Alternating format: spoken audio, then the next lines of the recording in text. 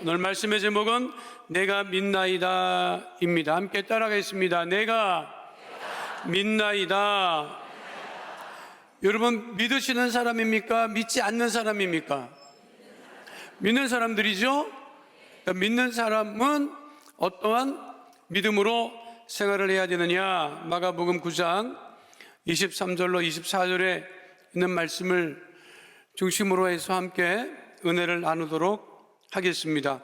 오늘 마가복음 9장 23절 24절 말씀은 한 아버지가 귀신 들린 아들을 고치기 위해서 예수님 제자를 찾아 나왔다가 예수님의 제자들이 고치지 못하자 예수님에게 말씀 드렸던, 그래서 예수님께서 또 말씀하시고, 그 믿음에 관해서 우리가 잘 알고 있는 이야기입니다.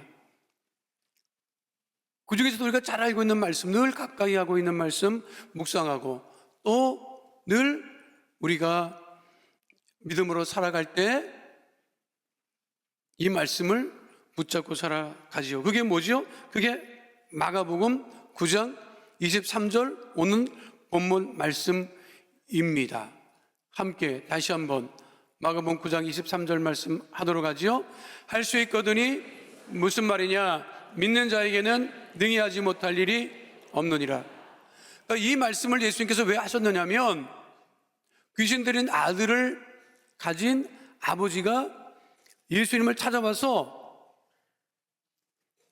이렇게 얘기를 해요. 근데 이 이야기를 하기 전에 먼저 제자들에게 자기 아들을 귀신 내어 쫓아달라고 했는데 그 제자들이 못했어요.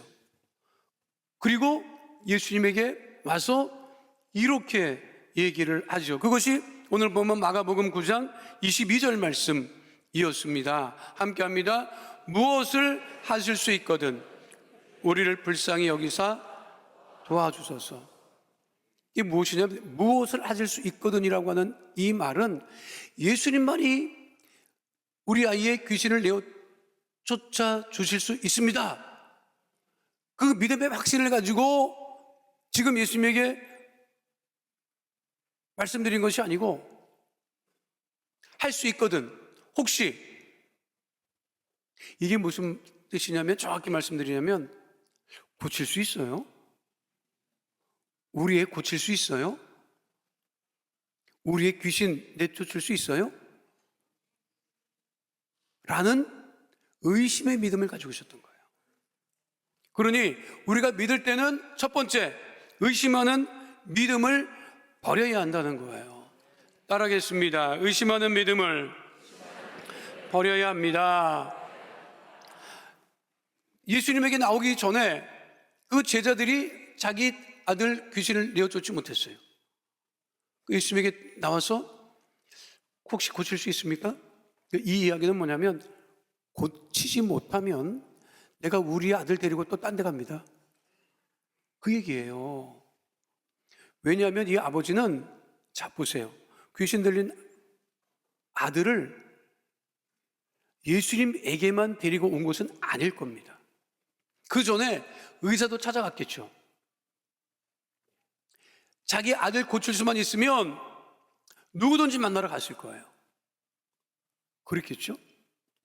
근데 누구도 고치지 못했어요. 우리로 치면 용한 사람 다 쫓아다녔다고. 한국 사람 용한 거 좋아하잖아요, 여러분. 점쟁이도 아무 점쟁이한테 안 갑니다. 용하다는 점쟁이 쫓아가지. 그전에는 의사들도요, 아무 의사한테 안 갔어요. 용하다는 의사 쫓아갔지. 진짜 중환병에 걸리면 용하다는 사람 쫓아가지. 그게 안 되면 어디를 가? 민간요법 쫓아가지. 이 아버지는 온갖 데를 다 다녔던 사람이에요. 근데 고치지 못했어. 자기 아들이 그대로야. 근데 예수님의 제자도 못 고쳤어. 그 예수님에게 와서 물어보는 거예요. 혹시 고칠 수 있어요? 못 고치면 나 딴 데 데리고 갈 겁니다. 그러니까 그건 뭐냐면 의심했다는 거예요. 그러니까 우리의 믿음은 의심하면 안 돼요, 여러분. 근데 이게 의심이라고 하는 게 의심하려고 해서 의심하는 게 아니라 아주 우리의 그 인간의 DNA에는 아주 찍혀져 있어요. 아주 의심이라는 게. 그러니까 우리의 믿음은 첫 번째, 의심하지 않는 믿음이 되어야 한다. 두 번째, 내가 믿나이다 했을 때는, 내가 믿을 때는 누구한테 도움을 구한다? 예수님에게 도움을 구한다. 이 아버지가, 자, 이게 우리는요 9장 23절만 할 수 있거든요. 무슨 말이냐? 믿는 자들에게는 능히 하지 못할 일이 없느니라. 이것만 우리가 암송하고 있다고. 근데 이 아버지가 뭐라고 하느냐면, 자, 이 아버지 믿으며, 자, 보세요. 마가복음 9장 24절에 예수님 그렇게 말씀하시니까 이렇게 답변을 합니다. 함께 합니다.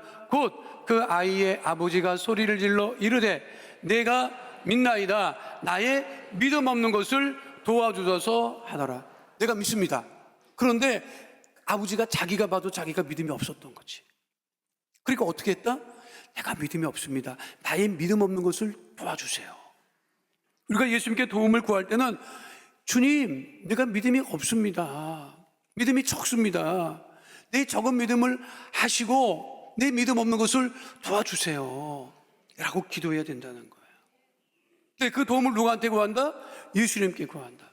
따라하겠습니다. 예수님께 도움을 구해야 합니다. 모든 문제는 믿음의 문제예요. 근데 우리 믿음이 작다고, 없다고, 의심한다고요.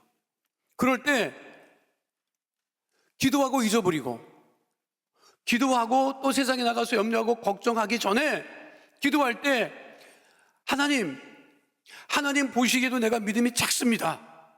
그러니까 내 믿음 없는 것을 도와주세요. 그래도 내가 기도하겠습니다. 내 믿음으로, 하나님이 도우시는 믿음으로 응답하여 주시옵소서. 이렇게 우리가 기도해야 되는 거예요.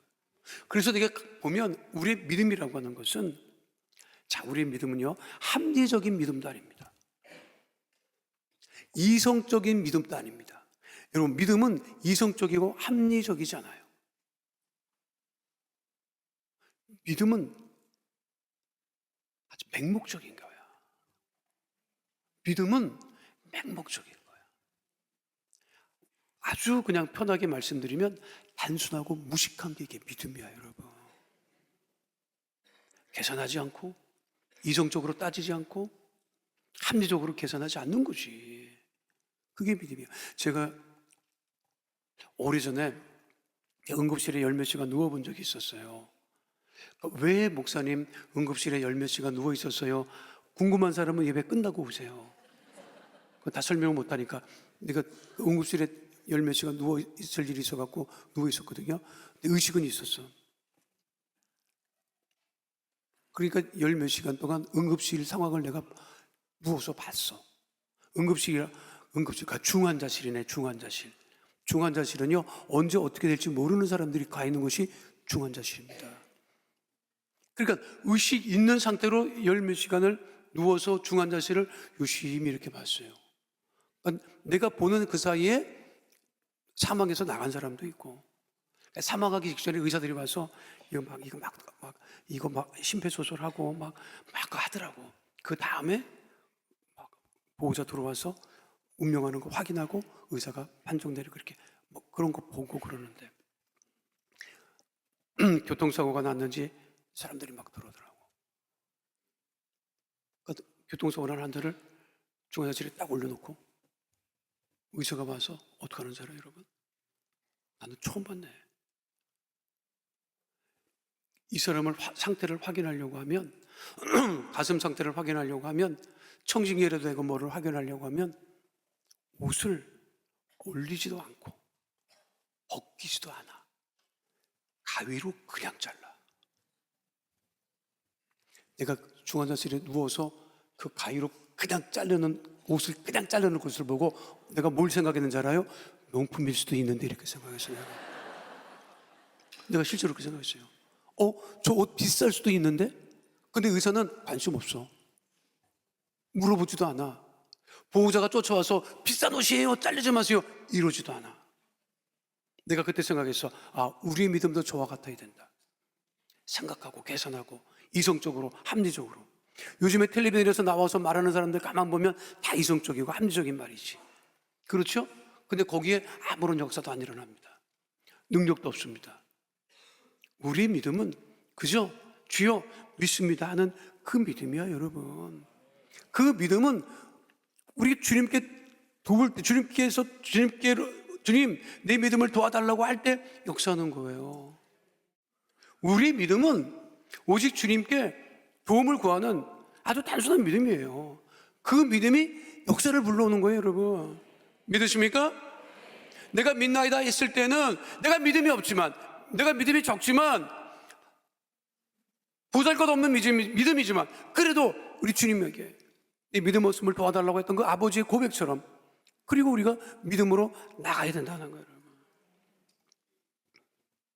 그리고 믿을 때 어떻게 해야 되느냐? 믿을 때 기도해야 된다는 거죠. 따르겠습니다. 오직 믿음으로 기도해야 합니다. 예수님의 제자들이 예수님께서 그 아이의 귀신 들린 것을 내어 쫓아주신 것을 봤어요.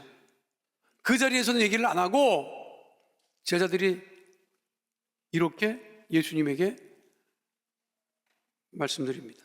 마가복음 9장 28절로 29절 말씀 함께 합니다. 집에 들어가심에 제자들이 조용히 묻자오되 우리는 어찌하여 능히 그 귀신을 쫓아내지 못하였나이까? 이르시되 기도 외에 다른 곳으로는 이런 종류가 나갈 수 없느니라 하시니라. 기도할 때 역사가 일어난다는 거죠. 기도할 때 역사가 일어난다. 우리의 믿음은 기도가 바탕이 되어야 된다는 거예요. 예수님들 기도하셨죠. 누가복음 6장 12절 말씀 함께 하도록 하겠습니다. 이때 예수께서 기도하시러 산으로 가사 밤이 새도록 하나님께 기도하시고, 바울도 늘 기도하기를 골로새서 4장 2절에 이렇게 권면한 바 있습니다. 함께 합니다. 기도를 계속하고 기도에 감사함으로 깨어 있으라. 우리가 누구한테 기도해요? 우리가 누구한테 기도해요? 하나님께 기도하지. 누구의 이름으로? 예수님의 이름으로 기도하죠. 근데 우리가 기도하면 하나님께서 바로 들으셔. 우리가 기도했는데 이게 못 알아들으시면 골치 아프지. 내가 기도했는데 하나님이 못 알아들어. 내가 그거를 체험한 적이 있다, 여러분. 내가 군대 가서 군종병 하고 싶어가지고 있지도 않는 중대 군종병 한다고 하니까 우리 중대장이 하라고 했어요. 일과 다 끝나고 하라 하더라고. 하지 말라는 얘기지. 그런데도 하라고 했으니까 또 일과 다 끝나고 똑같이 훈련받고, 그리고 나서 저녁 먹고, 그리고 치 끓여서 밤새 고초소는 병사 쫓아다니면서 그것 가서 기도해주고, 신학교 졸업한 그 이유 하나만으로 또 그렇게 해야 되는 줄 알고 그렇게 했어요. 그런데 이게 군종병을 나름대로 나 혼자 자칭 군종병을 하다 보니까 이게 교족이 필요해. 교족이. 중대원 교족은 안 줘. 그럼 내가 그 당시 16절지 갱지에다가 볼펜으로 그 줄자로 이렇게 박스를 쳐서 뭐 계급, 성명, 그 다 병사들 쫓아다니는 거야. 기도 제목도 좋고. 미쳤지 내가 아주 그냥. 그래갖고 미쳤어요. 그래갖고 막 그걸 하다 보니까 그거를 보관하기가 힘들어. 그래서 파일도 필요해. 근데 그걸 사야 되는데 돈이 없었어요. 근데 우리 어머니가 똑똑했거든. 그래서 우리 엄마한테 편지를 했지. 원래 군대에서 편지 쓸 때 돈 달라고 하는 편지 쓰면 안 됩니다. 그러니까 돈은 보내달라고 하는데 이게 돈 달라고 하는 표현이 없어야 돼. 근데 우리 어머니가 똑똑하니까 우리 어머니 믿고 내가 편지를 썼지. 엄마, 세종대왕 초상화 5장만 보내주세요 그랬어요. 세종대왕 초상화 5장만 보내주세요. 그럼 우리 엄마가 알아듣고 돈 보내줄 줄 알았다고. 아, 이거 안 오네. 내가 분명 그 책도 지정해줬어. 엄마, 내 책꽂이 무슨 책 거기에다가 세종대왕 초상화 5장만 보내주세요. 그러면 한 달이 지나도 안 오고 2달이 지나도 안 오고 한 3달쯤 왔어. 그리고 내가 초추가 나가서 물어봐서 엄마 빨리 보내줬어야지. 그때 왜 안 보내줬어요? 야 이놈의 자식아, 말도 하지 마라. 네가 세종대왕 초상화 5장 보내달라고 하는 그날부터 내가 표고사라고 하는 표고사는 다 쫓아다녔는데 세종대왕 초상화 구할 수가 없어가지고 내가 얼마나 고생했는지 아냐. 그리고 생각했다는 거야. 아니, 군대에서 무슨 환경미화를 해도 한 장이면 될 거를 무슨 5장씩 필요할까? 얘가 군대 생활 다 갔다 뭐 도대체 무슨 세종대왕 초상화를 찾아서 우리 어머니가 3개월을 헤매고 다녔어요, 여러분. 찾다 못해가지고 친정의 오빠, 우리 외삼촌을 쫓아가서, 오빠, 우리 애가 군대 갔는데 세종대왕 초상화 5장이 필요하다니 오빠 어디서 구하는지 알려줘. 그러니까 우리 외삼촌이 글쎄 다 그걸 어디서 구하냐, 요즘 군대 참 이상하다 그랬다는 거예요. 그거를 우리 옆에 외숙모가 듣고, 고모 그거 돈 보내달라는 얘기 같아요. 세종대왕 초상화 10,000원짜리 있잖아요. 그러니까 우리 어머니가 그때 알아들은 거야. 이 미친놈의 자식이 그냥 돈 벌려면 되지. 그래서 3개월 만에 왔어요. 아니, 우리가 기도했는데 하나님이 못 알아듣네. 내가 기도를 했는데 하나님이 못 알아들어. 무슨 뜻인지 응답이 없지. 그러면 기도해야 되는 거는요, 예수 믿지 않는 사람도 안다. 제가 그렇게 군대 생활을 했어요. 근데 군대 생활 처음 이제 가서 자대 배치 받았는데, 근데 이제 전입신고를 한다고, 그러면 전입신고하기 전에 그 중대 행정병이 와가지고 내 신상도 파악을 하고 중대장한테 보고를 하고 그지 교육해요. 내 신상 카드를 이렇게 보더니, 아이고 자식아, 너 신학교 졸업하다 왔네 그러더라고. 근데 신학교 졸업하다 왔습니다. 졸업하고 갔지. 그때 나보고 그러는 거예요. 아이고, 너 엄마 군대 생활 꼬였다 그러는 거예요. 아니, 군대 생활을 시작도 안 했는데 꼬였다는 거예요. 아니, 시작을 한 다음에나 꼬이지 시작도 하기 전에 꼬입니까? 그랬더니 그 중대 개원이 뭐라는 줄 알아요? 근데 내가 중대장 보기 전이에요. 신고하기 전이야. 야, 너 우리 중대장이 우리 사단에 소문난 보살이야 그러는 거야. 우리 사단에서 쬐고 가는 불자라는 거야. 별명이 보살이래. 그러더니 나 신학교 나왔으니까 나 군대생활 꼬였다 그러는 거야. 그리고 나서 중대장을 봤는데, 와, 진짜 보살이야. 귀가 여기 와서 딱 걸려있어. 와, 진짜 부처하더라고. 아주 인물도 좋으시고 그랬어요. 그때 내가 그 밑에서 자칭 군종병으로 그러니 내가 말은 안 하지만 내가 서름이 얼마나 많았겠냐고. 예수 믿는 중대장 만났으면 나를 이해라도 해줄 텐데, 사단의 유명한 보살을 만나서 내가 인정도 못 받고 이러면서 내가 일병까지 생활을 했어요, 군 생활을. 근데 그때 GP에서 생활하는 민정경찰이라고 있습니다. 이 부대가 개편이 돼갖고 내가 거기 착출이 됐어요, 일병 때. 하나님, 근데 차출 소식을 듣자마자 하나님께 기도했지. 하나님 감사합니다. 내가 이 보살 중대장으로부터 벗어나기 위해서 하나님께서 있을 수도 없는 일을 이렇게 벌려줘서 감사를 드립니다 하고 착출된 병사 이름을 부르는데 우리 중대장도 착출이 되는 일을 하는 거예요.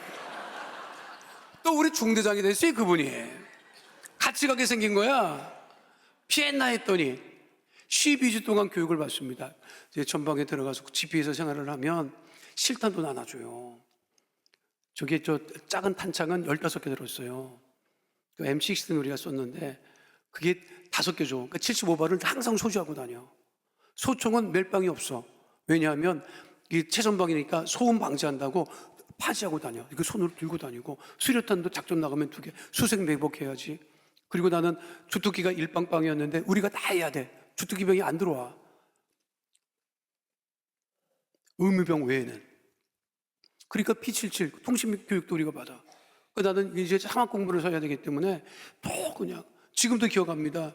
그 P77 무전기 사용하려면 이 하나 둘 이게 그 숫자도 달라. 1, 2, 3, 4, 5, 6, 7, 8 하나 둘 셋 넷 이것도 아니야. 하나 둘 3, 넷 5, 6, 7, 8, 9, 0 이렇게 구분해서 써야 되고, 그리고 ABC도 달라. 알파, 브라보, 찰리, 델타, 에코, 폭스트롯 뭐 이렇게. 그거 나 지금도 외우고 있네. 아주 군대 생활 열심히 했어요, 이런 내가. 그리고 12주 있다가 GP 최전방으로 들어가는 거예요. 얼마나 다 긴장하겠어요. 적 GP는 바로 보이지, 대남방송 막 들려오지. 그리고 걔네들이 만화경이 굉장히 좋았어. 우리는 10배짜리인데 걔네는 20배짜리야. 그래가지고 우리가 작업 나갈 때 번호를 붙이면 걔네들이 그 망원경으로 보고 520번 동무 쉬었다라고 막 이랬었다니까. 다 들려 그게. 다 보고. 거기를 3시간 행군을 해서 들어갔고, 일반 군대는 중대장 찝차 못하고 다닙니다. 근데 전초대대는 중대장부터 찝차가 나와요. 중대장은 찝차 타고 먼저 가고 우리는 걸어서 3시간 걸려서 도착을 딱 했어요. 얼마나 긴장돼. 와, 뭐 그냥 싫다는 소지하고 막 그냥 막 완전무장해서 딱 도착을 했어요. 부대 연면장에 딱 도착을 했어. 다 긴장해서 뭐 말도 못하고 잔뜩 얼어 있는데 중대장이 구령대로 딱 올라오더라고. 중대장이 첫 마디를 하는 거야. 뭐라는지 알아요, 여러분? 자, 우리가 이제 도착했다. 이 시간 이장균 일병이 나와서 기도할 거다 이러는 거예요, 여러분. 아니, 나보고 기도를 나한테 미리 얘기도 안 했다. 나도 깜짝 놀랐어요. 그런데 기도하라고 하는 말을 듣고 뛰어나가가지고 구령대 올라갔고 기도를 하기 시작하는데 그동안에 내가 받은 서름이 막 솟구쳐 올라가.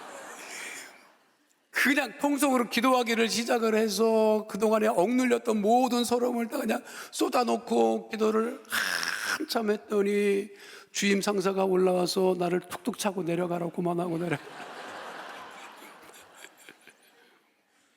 나중에 그날 중대 회의를 하는데 소대장들이 물어봤대. 그리고 주임 상사, 선임하들이 물어봤대. 아니, 중대장님 왜 도착했는데? 아니, 소문난 보살인데.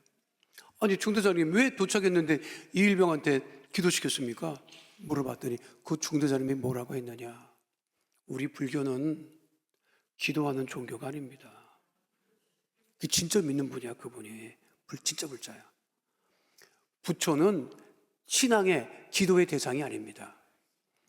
부처처럼 될 수 있다고 우리가 믿고 해탈하려고 하는 게 우리의 믿음이지 기도하는 거 아닙니다. 그런데 예수 믿는 사람들은 기도합니다. 그래서 내가 이 병사들을 안전하게 여기까지 데려와서 내가 얘네들을 무사히 제대시키려면 내가 뭐라도 해야 되는데 나는 기도할 수 없는 사람이니 그래도 우리 부대에 신학교 졸업해서 왔다 갔다 하는 제가 있으니 내가 이렇게 우리 부대 안전을 위해서 기도시킨 것입니다. 그랬다니까 여러분. 자, 예수 믿지 않는 사람도 기도해야 된다는 걸 알아요. 그러면 예수 믿는 사람들이 기도합니까? 예수 믿지 않는 사람들이 기도합니까? 우리가 기도해야 되는 거죠, 여러분. 기도할 때 기적이 일어나는 것이고, 기도할 때 문제가 떠나가는 것이고, 기도할 때 가난이 떠나가고, 저주가 떠나가고, 질병이 떠나가는 거예요. 그러니까 이 아버지는 비록 자기 아들이 흉악한 귀신을 들렸지만 예수님을 쫓아나왔고 자기가 믿음이 없는 것도 알았지만 그 믿음 없는 것을 도와달라고 하고 오직 예수님 기도하셨던 그 예수님께서 그 자녀를 고쳐 주셨듯이 우리가 다가오는 춘삼월 봄날에 기도하여서 기적을 체험하고 응답을 체험하고 축복을 체험하는 하나님의 자녀 다 되시기를 축원드립니다.